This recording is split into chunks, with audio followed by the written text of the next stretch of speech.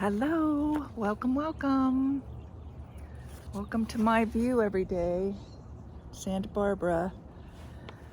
I want to talk to you today about highly sensitives who have social anxiety. And this is near and dear to my heart because I had social anxiety.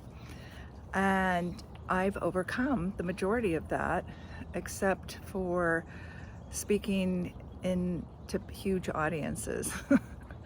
That is very difficult, but I hope someday to overcome that also.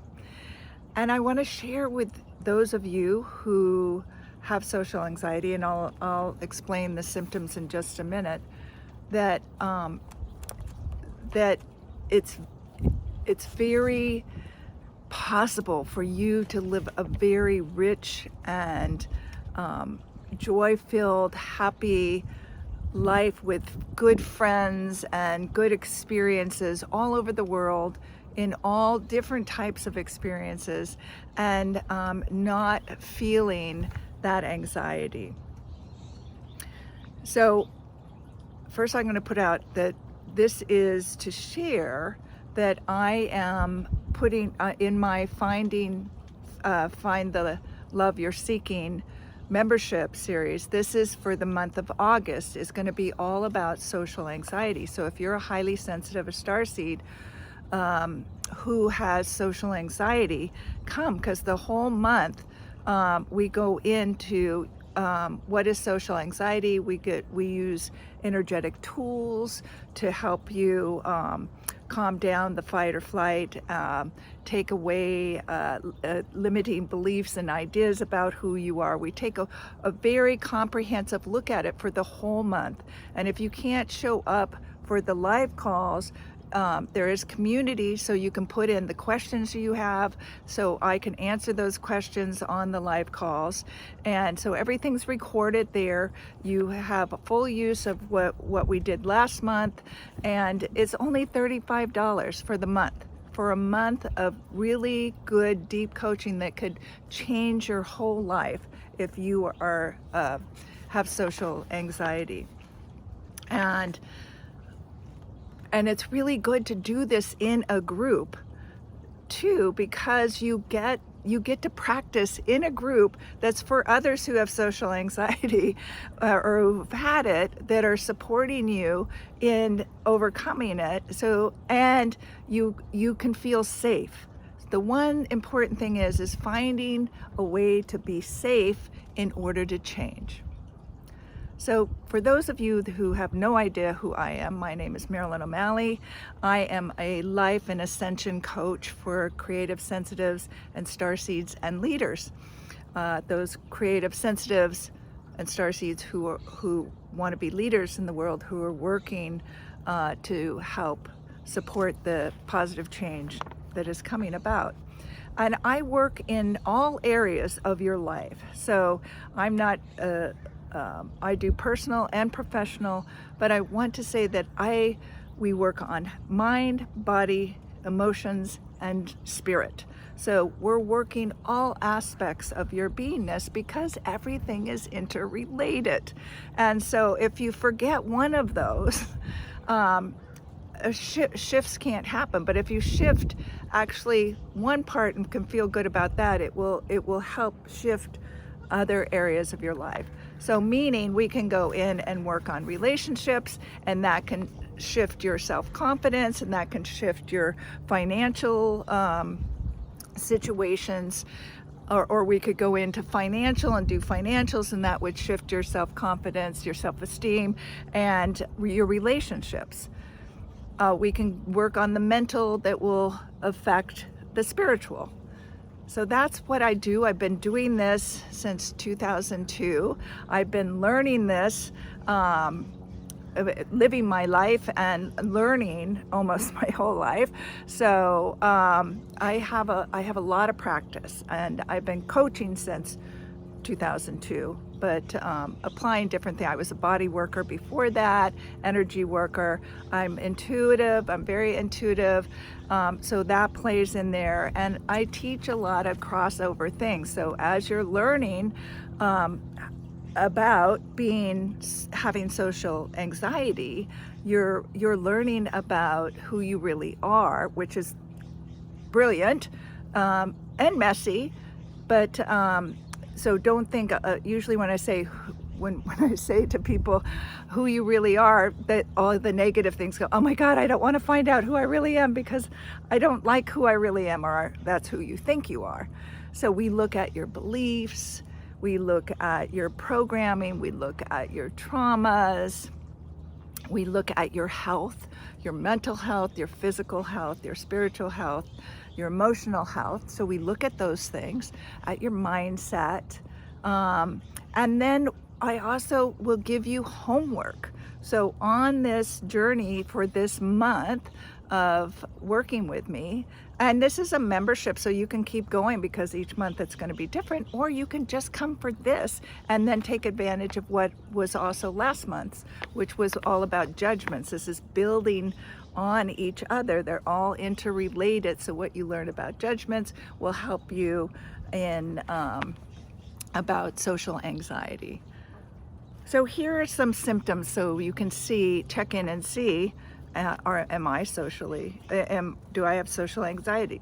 You feel dread, and for those of you who don't know, I read from my notes so I can stay focused, and that's part of calming myself down and not getting as anxious socially on this YouTube, to have notes to read from so I don't have to memorize and keep wondering, am I going to make a mistake? Feel dread and anxiety in social situations, including work, classrooms, parties, dating, networking, sales, and just regular friendships. Avoid any situation where you would receive significant attention or stand out. A lot of us want to blend in, to be, not to stand out, and then we wonder why we're not heard or seen. So see, social anxiety affects your home life, your professional life, your school, your relationships, your intimate as well as family relationships, and it affects your health. All sorts of things. It's all interrelated, and I'll be sharing my personal stories, my clients' personal stories, that not sharing who they are, but stories that other people have been through, and maybe I'll share one on here too, that so you guys can see how social anxiety comes up and you don't even realize that it's happening to you. You're thinking something's wrong with you, but there's actually reasons why you have it, okay? So fear of embarrassing yourself in front of people, fear of offending others and being judged, fear of meeting new people, fear of speaking in front of groups, remaining silent in social settings, feeling under scrutiny by other people, fear of exposing your anxiety symptoms. You don't want people to see that you're shaking, that you're nervous, because they'll think you're weak or insecure. And a lot of us who have this social insecurity, a lot of us are also perfectionists in order to override that feeling, right? So we want to be perfect enough so we won't get the judging and all this other stuff that comes up. Fear of being judged negatively, fear of being rejected socially, like bullying, family differences, disagreements, beliefs, etc. Overanalyzing your social performance daily. Like a lot of us are going back, oh my God, I shouldn't have done that. Look what I said. I didn't say. Oh my gosh, they must have just thought I was such a jerk or so dumb, or whatever it is that came up for you. Some physical signs and symptoms are blushing, fast heart rate, trembling, sweating, upset stomach or nausea, trouble catching your breath, dizziness, lightheadedness, feeling that your mind has gone blank. How many of us have had to get up and give a speech or something and we've gone blank? Here are some avoiding common, and muscle tension, feeling tight, stressed. Avoiding common social situations, interacting with unfamiliar people or strangers, attending parties or social gatherings, going to work or school, starting conversations, making eye contact, using a public restroom, dating, entering a room in which people are already seated, returning items to a store, eating in front of others. So those are things that you avoid. And I would add to that too, like I know a lot of millennials and stuff who don't like to make phone calls, to call people. They would rather text. They don't want to talk. There's an anxiety that comes about dialing somebody, calling somebody on a phone, unless it's something that they've done, frequently. And anyway, let me share a story or two here about to give you some ideas. I'll share one of mine. So one of my when I was growing up, I had a best friend, and we were really funny together, and people loved for us to be around because we made everybody laugh. And what happened was then we moved from where we were living, and we moved actually here to Santa Barbara to go to college. And there was quite a few people that were from Coronado, where I grew up. And we were in an English class, and you know how you have to stand up and give reports and do that sort of thing. Well, it was my turn, and I got up there, and all of a sudden, and this had happened before, like when we had been in school, because when we were together, wherever we were together, people were always watching us because we would make them happy and laugh, and we were goofy, and I don't know, I guess part of me could have been a comedian somewhere, but instead, this situation made me so serious. So I get up in front of the class, and I'm ready, and I'm starting to give my speech, and then I'm seeing the whole class is looking at my friend, and she's like, kind of not knowing what to do. Like, she didn't really want to do it, but they're all like looking like, like they're wanting. So what I found out is they were wanting us to entertain them. They were wanting me to entertain. They were wanting Nancy to do something to make me mess up or make it funny or something like that, right? They were looking for entertainment. But I took it as they didn't want to hear what I had to say, and that I wasn't good enough, and that I mean, it was whatever the negatives could be. It was terrifying and humiliating to me, and I couldn't give the speech. In fact, I'm trying to wonder, I think because I couldn't give it, and I couldn't give any more after that, I think I got a low grade because I did not want to get up in front of that class and go through that embarrassment again. And that that just kind of put more on the speaking up. So I was terrified to speak in front of people.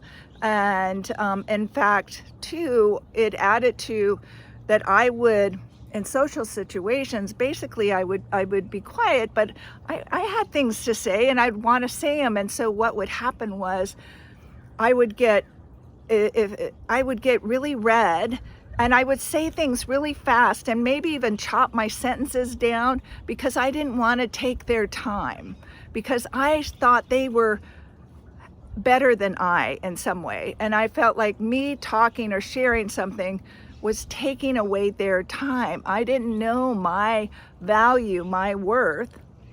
And so I would be like, blah, blah, this is what I want to say, and I would, like I said, I wouldn't go into any stories. Like, this is why it's hard for me to tell stories about my life and things I've done, because I'm like, who wants to hear them, right? Because my experience before is like, they don't want to hear the story. They want to hear the short thing or something funny, at least with my time with my girlfriend. And that was what was embedded within me. And that me telling stories or taking the time to share this with you is taking away your precious time, where it's really, I'm wanting to share an experience that maybe you can relate to.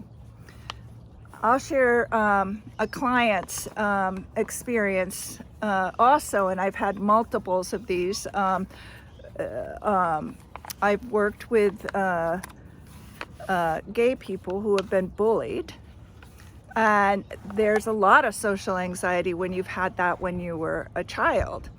And what tends to happen too is I'm not going to go into all of it, but I just want to do about the social anxiety. So it becomes hard to be out in the world. And so what you do as a defense, not everybody, but a lot, there's that we create this defensive personality. It's not really who you are. And you create this defensive personality. And so it's like you become the perfectionist, or you become the defensive, like you're always on the defense. So you're not believing anybody's really nice, they have to prove themselves, and you're not fully trusting in your experience. So when you go to, you have to say for your job, you have to go to a networking event, it's just like you think everybody is going to think something's wrong with you. They're not going to like your clothes. They're not going to like that you're gay, or that you're a woman, or that you're a man, or that you do this business, or, there's something they're not going to like. And so it's almost like when you get that way, you're looking for that, and you attract yourself to that person who will not be nice to you or kind to you, or who's a jerk, because that's you're like saying, I want to, I've got to stay away from who are the bullies. I got to know who the bullies are, and then it's so that I'm not around them. But energetically, you're attracting yourself to the bullies, and they might not be bullying the same way they were bullying when you were in school, but they just won't take you seriously, or they'll be very disrespectful, or they'll be sarcastic, or nasty people, not really caring, and so you start to think that the world is that way. And I want to say that the people that I've worked with who've gone through this are living happy lives, and they just got to see that oh my gosh, they're living a totally different, freer, happy life, and they're able to meet people and go into situations like they one of them just really was very hard to go anywhere, and wouldn't want to interrupt anybody. Like if they were on a plane and they had to go to the bathroom, they were going to wait the whole flight. They didn't, unless they had the aisle seat, right? They didn't want to disrupt anybody. And so there's a lot about worthiness and self-esteem and confidence, and seeing also how you've been traumatized. Another one is if you're an only child too. A lot of times you're brought up because you don't have brothers or sisters, or if you didn't have people around, that you start to see like you're the one that is you start to believe that you're the one that's causing your family, your mother and father and whatever other relatives, to feel the way they are. So you're starting to think that you are responsible for everybody's feelings. And if there's feelings that are coming up that are not what you want to be experiencing, then you start to think that you're causing those when you're not. But you start to think that you are the problem, and so you don't want other people to feel that, so you start staying away. It doesn't feel safe, and yeah. So those are just a few, standing out. I remember always wanting to blend in. It's also there's different ways that you're traumatized in life with your family, and it could be little things that keep you from people, just simple things that people say. Like I said, somebody else could have been in that classroom and standing in front and went into a whole act with their friend, to entertain everybody. But I didn't take it that way. As a highly sensitives too, we take things seriously, sometimes too seriously. And so, so it impacts us a lot. I would say also for the highly sensitives that we're empathic. And so as young children, babies even, we're feeling our mother, and if our mother's not healthy mentally or physically or whatever, we're feeling depression, or we're feeling a certain neediness, or or she can't attend to us like we would, like to bond with. There's certain things that will come up around that. And then we're feeling our family, because a lot of us are usually the emotional support of the family. So we can feel everything that's going on, and it's too much for us. And so what we tend to do is say, I don't want to go to that busy place. I don't want to go, out to the carnival. I don't want to, go into the school because the teacher is depressed and the kids are there's too much energy going on, and I can't sit all that time. Whereas they'd be great at a school that's like outdoors or has more outdoor activity, right? That can help and learning how to ground your energy and how to not take on other people's energy. And so we start developing these avoidance, avoid this, avoid that. And so people might also label us shy. You're so sensitive, you're shy. And like, I was labeled shy, but I'm not shy. I'm really an extrovert. I get energy from other people, and I love being around really incredible people. And yet I do need my time alone. I need my creative time. I need my time to do this. I can't be around it a long time. So that's one of the things, is learning how, what your capacity is. So it might be you are good in a group of people for 15 minutes. And then you just excuse yourself and go outside. I had highly sensitives that had social anxiety, who had trouble at, college parties, and all their friends were like, come on, la, la, la, la. And so we just made up a plan that they would, first of all, they didn't want to drink and didn't want to exacerbate their anxiety. So they made up a plan to bring their own what looked like an alcoholic drink so they could have that, and then they would excuse themselves when they started to feel the anxiety and tension come up, and they would excuse themselves and go to the bathroom, or they would go outside and like walk down the block, clear their energy, ground themselves, calibrate their heart and their brain, create some coherence, so they felt really grounded and safe and in charge and confident. And then they would go back, and they just would do that whenever they needed to do that, and that got them through their college experience, and being able to say no to other things, like you don't have to be like everybody else. So anyway, this is just an introduction. Please join us, or send this video, like this video, comment, let me know what your anxiety is. It's $35. You can stop it before the next month so it doesn't go on. You can get whatever else is already there in the membership. You can take part in that. You can learn with others who are experiencing, who are creative sensitives and starseeds and leaders. And we can learn and grow together. You need other people to grow with. It's like you can't do this alone.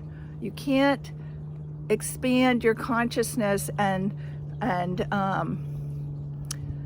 and see yourself in different ways without other people reflecting it back. And these are people who are going to reflect back, and myself, to you, the brilliance that you are. It's not going to, I'm going to reflect back where you have limiting thoughts and beliefs that are holding you back. So then you just know there's the root. Let's pull that root and get that out so that you feel more free to be you and express who you are in the world, because that's why you're here. That's why you're here. Sorry if I'm I had some matcha before I got on here, and all of a sudden, and I had just done a cleanse, and I feel like a little buzzed. Anyway, I love you. Come join us, spread the word, help me spread the word. And down below will be the link that you can sign up to join. It's actually tomorrow on the 6th. I am doing the first, video or live Zoom call on there about, all the things I just kind of talked about, and sharing more, and then giving homework. And I give homework, so you're practicing the whole month of August. You are practicing for 4 weeks,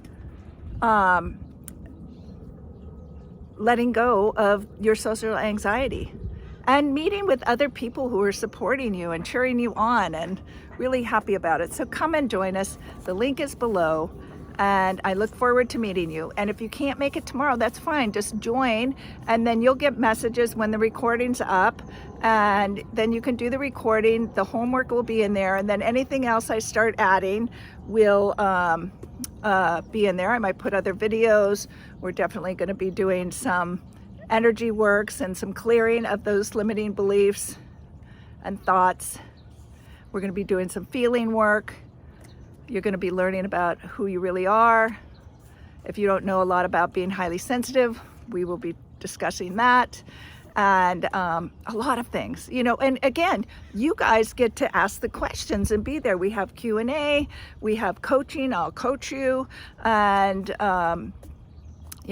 it's a fun, interactive. I know that it's nerve-wracking at first, because this is like, scary to you, but I tell you, it's a very safe place. I make it a very safe place. The one thing that everybody says to me as a coach is, I feel so safe with you. And I have people who have had a very bad social anxiety. It took them a long time to even speak up, and you might not speak up, but come get the recordings. Come do the work. You can do the work without having to talk to any of us, and you can type in your questions, and then maybe you might even feel like, okay, I want to ask a question, just as a practice, and we'll all hold the space for you to do that, or just give a comment, right? So it's because, part of the practice is going to be doing little things. Again, you can take your time and do the steps whatever way that you want. We're also going to be doing a little bit of inner child work. So because it's your inner child, the one that's been traumatized, and is really the one saying, no, we're not doing that. Because the adult you're like, what? I just don't know. I can't do this. And it's because your inner child has been, doesn't feel safe and doesn't want to get hurt, and the ego's in there. So it's very interesting, and it's freeing, and you will start to have so much more fun and allow so much more love in your life. And it'll be a turning point. And if you're ready for a turning point, come and join us. All right. Take care. Love, live, and matter. Bye.